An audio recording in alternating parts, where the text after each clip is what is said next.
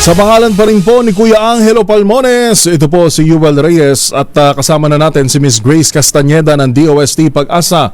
Miss Grace, magandang umaga. Bakit nga po bigla tayong inulan pero wala namang bagyo? Yes po, magandang umaga sa ating lahat. Sa kasalukuyan nga po, wala naman tayong bagyo o na minomonitor sa ating bansa.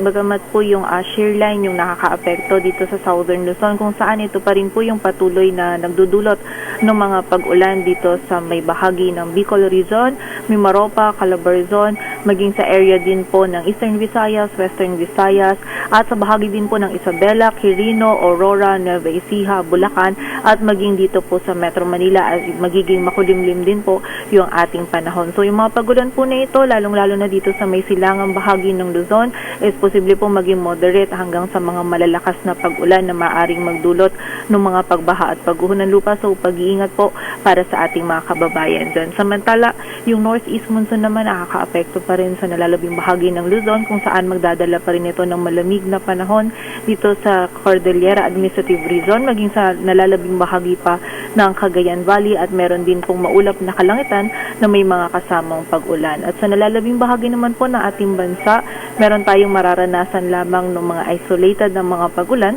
dulot ng amihan at ng mga localized thunderstorms. At sa kasalukuyan nga po ay meron tayong weather advisory pa din, kung saan heavy to intense pa rin po yung mararanasan ngayong araw ng mga pag-ulan sa area ng Quezon, at may mga moderate to heavy pa rin po sa Isabela, Aurora, Oriental Mindoro, Marinduque, Romblon, Camarines Provinces, Catanduanes, Palawan, at sa bahagi din ng Laguna. At sa kasalukuyan po, wala na rin tayong nakataas naman na gale warning, ngunit iba yung pag-iingat pa rin sa mga kababayan natin na maglalayag sa hilaga at silangang bahagi ng Luzon, sapagkat magiging maalon or katamtaman hanggang sa maalon pa rin po yung lagay ng ating karagatan. At yan po muna ang latest dito sa Weather Forecasting Center ng Pag-asa. Grace Castañeda, magandang umaga po. Ibig sabihin po ba nito, Ma'am Grace, makakaasa pa tayo ng mga pagulan hanggang sa mga susunod bang linggo? Sa mga susunod na araw po, patuloy pong makakaranas pa din ng mga pag-ulan, lalong-lalo na itong eastern section ng Northern at Central Luzon, at dulot pa rin po ito ng shear line. Hanggang kailan po to posibleng maranasan, Ma'am Grace? Dahil ang akala natin taglamig na. So for the whole December hanggang sa mga susunod na buwan, puro lamig lang yung mararamdaman natin. Akala ng ilan natin mga kababayan, ganon.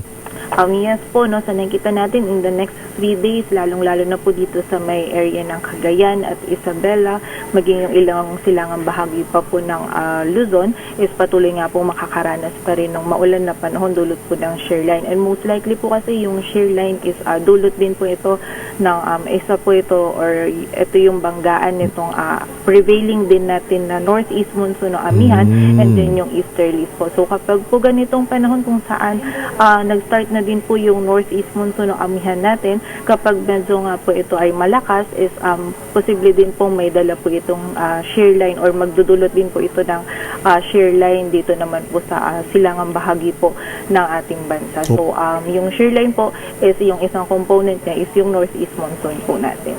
At ibig sabihin, hindi pa pala buong bahagi ng bansa natin, Ma'am Grace, ang talagang nakakaranas ng malamig na panahon. Kailan naman po yung peak ng ating amihan?